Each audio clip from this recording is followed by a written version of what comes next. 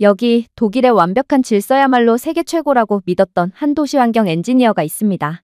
그는 한국에게 도시 시스템을 한 수 가르쳐 주러 왔다가 오히려 우리가 수십 년간 틀렸다며 자국에 돌아가 충격적인 보고서를 제출했다고 하는데요. 대체 그는 한국의 무엇을 보고 자신의 모든 신념을 부정하게 된 것일까요? 안녕하세요. 제 이름은 클라우스입니다. 저는 독일 미넨시청에서 20년간 도시환경 시스템을 설계해온 엔지니어죠. 제 조국 독일의 자부심이 무엇인지 아십니까? 바로 오르드눅, 즉 질서입니다. 저희는 완벽한 규칙과 정교한 기술이야말로 도시를 움직이는 가장 위대한 힘이라고 믿거든요. 모든 것이 예측 가능하고 모든 시민이 그 시스템 안에서 효율적으로 움직이는 사회. 그것이 바로 제가 생각하는 선진국의 모습입니다. 그리고 그런 독일의 모습이 자부심이 가득했고 매일 출근하는 아우토반, 질서가 완벽하기 때문에 세계 최고의 평균 속도를 가졌지만 사고율은 가장 낮죠. 그게 바로 독일을 대표하는 한 단어겠네요. 그런 제게 지속 가능한 도시 관리 컨퍼런스 참석을 위한 서울 출장은 솔직히 말해서 내키지 않는 과제였습니다. 서울이요? 제 머릿속에 한국은 전쟁의 폐허에서 너무 급하게 성장하느라 도시의 디테일이나 시민의식 같은 것들은 제대로 챙기지 못했을 거라는 편견으로 가득 차 있었거든요. 아마 모든 공공 시스템이 주먹구구식으로 운영되고 있을 거라고 생각했죠. 90년대 한국에 다녀왔던 선배들이 2000년대 다녀왔던 선배들의 이야기를 들으면 한국은 실제 그런 문제들을 가지고 있다고 했죠. 너무 급격한 나라들이 경험하는 당연한 결과지만 비교적 한국은 잘 해내려고 노력하고 있다는 이야기 정도. 악평은 아니었지만 한국은 곧 좋은 나라가 될 거라는 평가. 하지만 그 뒤로 한국에 대한 접점은 없었으니 제 생각은 거기서 멈춰 있던 겁니다. 특히 제 전공 분야인 쓰레기 처리 시스템은 보나마나 엉망일 거라고 확신했습니다. 독일은요, 모든 종류의 쓰레기를 색깔별 용기에 담아 과학적으로 처리하는 완벽한 시스템을 갖추고 있거든요. 한국의 시스템이 이걸 따라올 수 있을 리가 없었죠. 아무튼 지시이고 명령이니 저는 그 명령을 묵묵히 따르는 게 질서라고 생각해요. 불만 섞인 말은 한마디도 하지 않고 한국으로 향했어요. 그리고 이내 곧 한국에 도착했습니다. 10시간이 조금 넘는 거리지만 그래도 질서 있게 얌전히 비행기에 앉아 시간을 보냈죠. 한국공항에 내려 서울 시내로 들어오는 내내 제 편견은 더욱 굳어졌어요. 도시의 풍경은 아름답게 구획된 미넨과는 달리 어딘가 혼란스럽고 예측 불가능해 보였거든요. 그리고 숙소에 도착한 첫날, 저는 제 예상이 맞았다는 생각에 실소를 터뜨리고 말았습니다. 방에서 나온 작은 쓰레기를 버리려고 하는데 그냥 버릴 수가 없다는 겁니다. 편의점에 가서 종량제 봉투라는 걸 사와야 한다는 거예요. 저는 제 귀를 의심했습니다. 쓰레기를 버리는데 돈을 내고 특정 규격 봉투를 사야 한다니요? 정말 비과학적이고 불편하기 짝이 없는 시스템이었어요. 독일에서는 그냥 정해진 색깔의 통에 넣기만 하면 되거든요. 저는 역시나 이 나라의 공공 시스템은 아직 멀었군이라고 생각하며 투덜거리며 편의점에 다녀왔죠. 다음 날 아침, 저는 컨퍼런스에 참석하기 위해 지하철을 타기로 했습니다. 물론 큰 기대는 하지 않았어요. 유럽의 유서 깊은 도시들도 지하철은 대부분 어둡고 지저분하거든요. 기능에만 충실하면 됐지 그 이상을 바라는 건 사치라고 생각했죠. 아마 서울 지하철도 비슷할 거라고 생각하고 역으로 내려갔습니다. 그런데 계단을 내려가 승강장에 들어서는 순간 저는 제 눈을 의심했어요. 너무나도 깨끗했거든요.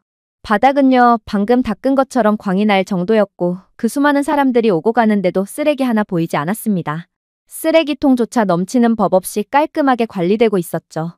어제 제가 봤던 그 미개한 쓰레기 봉투 시스템과 이 믿을 수 없는 청결함이 도저히 연결되지 않아 혼란스러웠어요. 저는 일단 열차를 기다렸습니다. 잠시 후 열차가 도착한다는 안내방송이 나오더군요. 그때였습니다. 제 앞에 갑자기 투명한 벽이 생기더니 문이 스르륵 열리는 겁니다. 스크린도어였죠.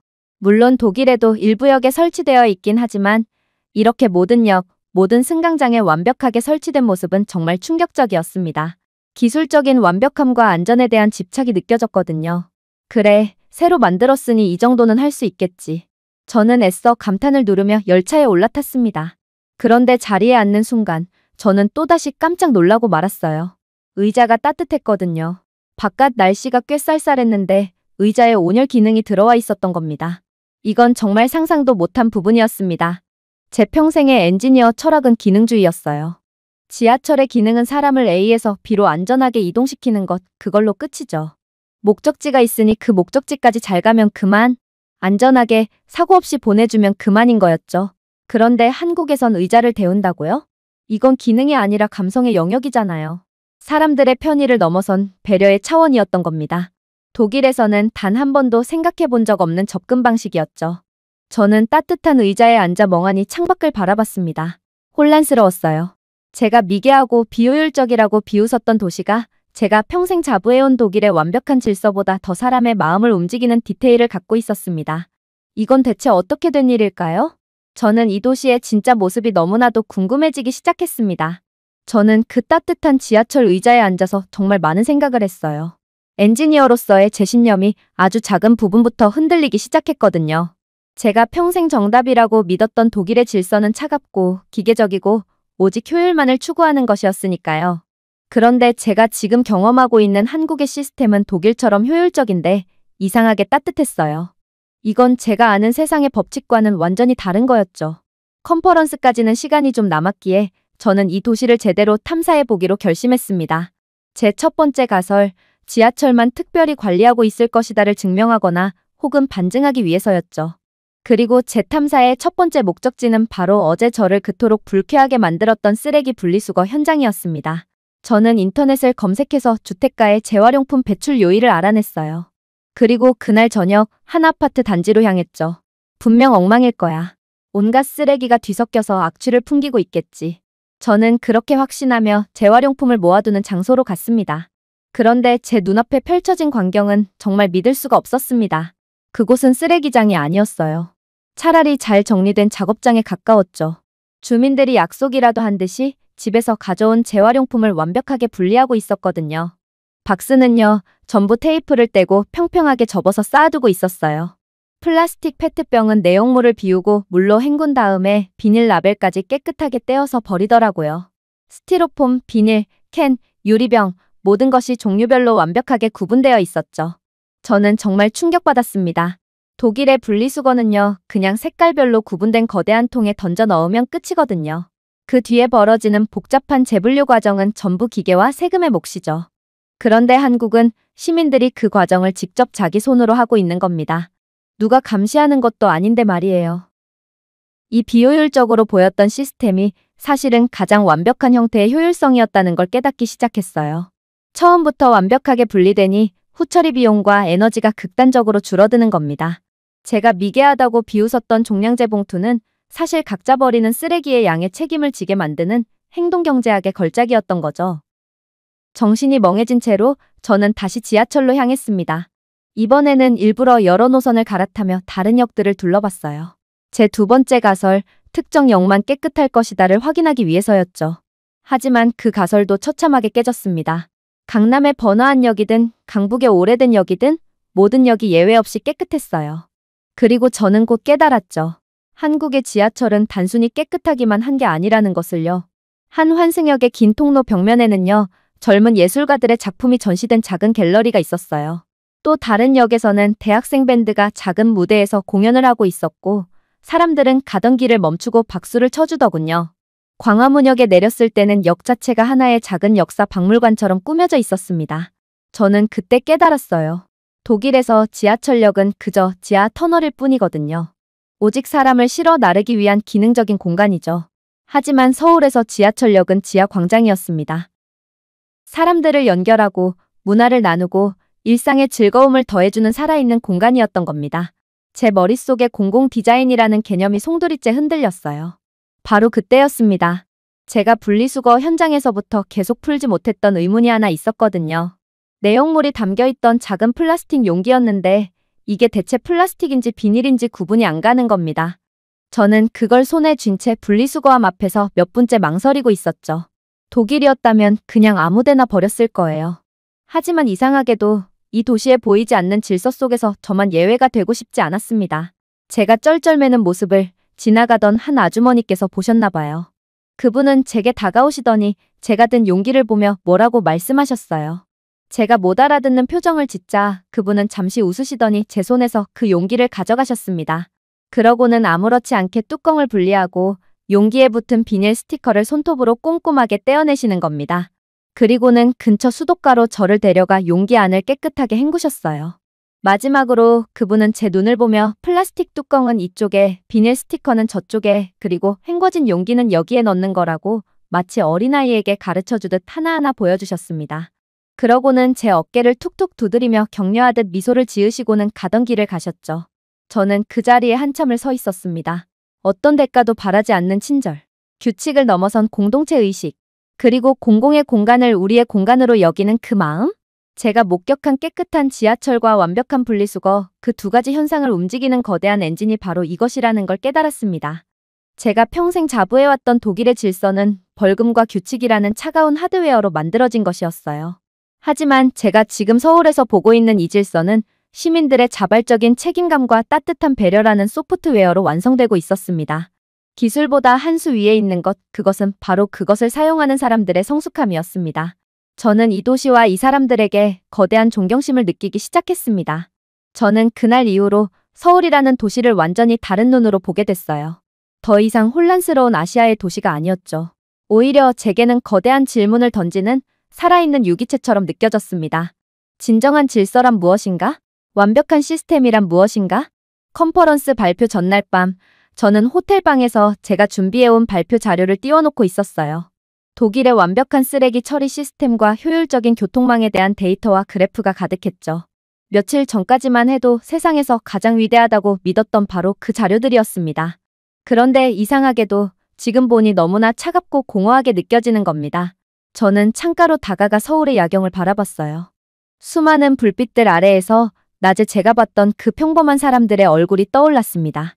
꼼꼼하게 페트병 라벨을 떼던 젊은 학생, 제게 친절을 베풀었던 아주머니, 지하철에서 조용히 책을 읽던 어르신들. 바로 그 순간이었습니다. 흩어져 있던 모든 경험의 조각들이 제 머릿속에서 하나의 거대한 그림으로 맞춰지는 기분이었죠. 제가 목격했던 먼지 하나 없이 깨끗한 지하철과 완벽하게 지켜지던 분리수거. 저는 이 두 가지를 별개의 성공 사례라고 생각했거든요. 그런데 그게 아니었어요. 두 가지는 현상이 아니라 사실은 하나의 결과물이었습니다. 바로 공공의 공간을 내 집처럼 아끼고 책임진다는 이 도시 사람들의 무섭도록 성숙한 시민의식이라는 뿌리에서 뻗어나온 두 개의 가지였던 거죠. 그제야 저는 독일과 한국의 근본적인 차이점을 깨달을 수 있었어요. 독일의 질서는요, 완벽하게 설계된 규칙이라는 하드웨어를 통해 위에서 아래로 강제되는 것에 가까워요. 잘 만들어진 기계와도 같죠. 하지만 기계는 차갑습니다. 반면에 제가 서울에서 본 질서는 시민들의 자발적인 참여와 서로에 대한 배려라는 소프트웨어를 통해 아래에서 위로 완성되고 있었어요. 이건 기계가 아니라 살아 숨쉬는 생명체와도 같았습니다. 저는 제가 평생을 바쳐 설계해온 시스템보다 이름 모를 아주머니께서 제게 보여주신 작은 친절이 훨씬 더 위대할 수 있다는 사실을 인정해야만 했습니다. 기술보다 더 중요한 건 그것을 살아내는 사람들의 마음이었으니까요. 제 오만함이 너무나도 부끄러워졌습니다. 독일로 돌아온 저는 서울 출장 결과 보고를 위해 제 동료들과 상사 앞에 섰습니다. 모두들 제가 당연히 한국 시스템의 비효율성과 문제점을 지적하고 독일 시스템의 우월함을 다시 한번 증명해 줄 것이라 기대하는 눈치였죠. 제 상사가 약간은 거만한 말투로 입을 열었습니다. 그래서 한국이라는 혼란스러운 도시에서 우리가 배울 만한 게 있긴 하던가? 저는 준비해온 데이터와 그래프가 담긴 PPT 첫 장을 띄웠습니다. 독일과 한국의 폐기물 처리 시스템 효율성 비교. 하지만 저는 차마 그걸 읽을 수가 없었어요. 조용히 리모컨을 눌러 화면을 껐습니다. 동료들이 의아한 표정으로 저를 쳐다봤죠. 여러분, 데이터에 대해 말씀드리기 전에 제가 서울에서 정말로 보고 느낀 것에 대해 먼저 이야기해야겠습니다. 저는 차분하게 말을 시작했습니다. 제가 겪었던 모든 이야기를 쏟아냈죠. 기능주의를 넘어선 한국 지하철의 인간적인 배려, 규칙을 넘어선 시민들의 자발적인 책임감, 그리고 제 편견을 산산조각 냈던 아주머니의 따뜻한 친절까지. 이야기가 끝나자 한 동료가 코웃음을 치며 말했습니다. 감상적인 여행기를 들으려는 게 아니라며 효율적인 이야기를 좀 하자고 말이에요. 그리고 제가 놀랐던 온열의자를 두고 그건 그냥 예산 낭비일 뿐이라고 하찮은 물건 취급하더라고요. 그리고 시민들이 직접 분리수거를 하는 건 자동화 시스템을 만들 기술이 없다는 뜻 아니냐는 반문을 하더라고요. 정말 독일스러운 차가운 생각이었습니다. 저는 그를 똑바로 쳐다보며 대답했습니다. 바로 그겁니다. 우리와 생각이 완전히 다른 거죠. 우리는 낭비라고 부르는 그것을 한국에서는 배려라고 부릅니다. 그 따뜻한 의자는 시민들에게 이 공간은 당신을 위한 것입니다라는 메시지를 주죠. 그러면 시민들은 이 공간은 우리의 것이다라는 책임감으로 화답합니다. 그 결과가 바로 먼지 하나 없는 지하철역이었어요. 쓰레기 문제도 마찬가지입니다. 우리는 더 좋은 기계를 만드는 데만 집중했지만 한국은 시민들의 책임감을 키우는 쪽을 택했어요. 어느 쪽이 더 지속 가능하다고 생각하십니까? 완벽한 기계입니까? 아니면 성숙한 시민입니까? 회의실에는 무거운 침묵이 흘렀습니다. 저는 마지막으로 제 결론을 말했죠. 우리는 수십 년간 도시라는 완벽한 기계를 만들어 왔습니다. 하지만 서울은 도시의 영혼을 만들고 있었습니다. 저는 그곳에서 도시의 미래를 봤습니다. 그리고 그 미래는 더 정교한 기술이 아니라 서로를 아끼는 시민들의 마음에 있었습니다. 제 보고는 그렇게 끝났습니다. 박수갈채는 없었죠. 대신 깊은 생각에 잠긴 동료들의 얼굴이 보였습니다. 회의가 끝나고 제 상사가 저를 조용히 불렀습니다. 그는 한참을 창밖을 바라보더니 제게 말하더군요. 자네가 말한 시민들의 마음이라는 건 데이터로 증명할 수 없는 것 아니냐며 말이에요. 하지만 동시에 흥미롭다고 했어요. 일단 관련해서 예비 보고서부터 작성해보라고 긍정적인 검토를 해보겠다고 했습니다. 그 말을 듣는 순간 저는 알 수 있었습니다. 제 싸움은 이제부터 시작이라는 것을요. 저는 지금 미넨시의 작은 구역에서 시민 참여형 공공공간 활성화라는 프로젝트를 진행하고 있는데요. 아직은 아주 작은 시작이죠. 많은 동료들이 여전히 저를 이상한 몽상가 취급을 해요. 하지만 저는 확신하고 있어요. 제가 서울에서 보고 온 것은 단순한 신기루가 아니었다는 것을요. 그것은 우리 모두가 나아가야 할 미래의 모습이었습니다.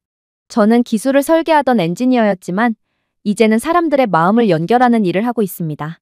제가 평생을 바쳐 완성해야 할 가장 위대한 설계도를 바로 서울에서 발견했기 때문입니다. 오늘의 사연은 여기까지입니다. 지금 화면에 나오는 영상을 아직 시청하지 않으셨다면 지금 바로 시청해보세요. 감사합니다.